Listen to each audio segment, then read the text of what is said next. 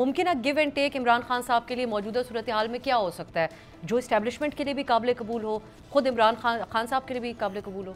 देखिए, give and take तो काफ़ी अरसे से टेबल पे मौजूद है। इमरान खान साहब को मुतअद्दिद बार ऑफ़र की गई कि आप 3 साल खामोश हों, क्या उस हद तक वो गिव एंड टेक हो सकता है? तो वो तो मुझे होता हुआ नज़र नहीं आ रहा। आप देखें ना, 2 साल के बाद तो गिव एंड टेक नहीं होता। जब गिव एंड टेक वाले मामला चल रहे हों तो पहले भी काफ़ी हद तक हो जाते हैं, और गुज़िश्ता 6 महीने से तो काफ़ी इंगेजमेंट वगैरह भी हो रही है। एक मौके के ऊपर अली अमीन साहब ने भी ये फरमाया कि जी 90% तक मामला हल हो गए, तो वो फ़िलहाल मुझे नज़र नहीं आ रहा। देखिए, मुझे लग रहा है कि इमरान खान साहब की तरफ से भी वही हो रहा है जो माजी में यहाँ पे दूसरी साइड से होता रहा, हुकूमतों की साइड से होता रहा कि एक बयानी आप इसको कुछ और कहें, उसको कुछ और कहें, उसको कुछ और कहें, और फिर वो सारी एक कन्फ्यूजन क्रिएट की जाती है।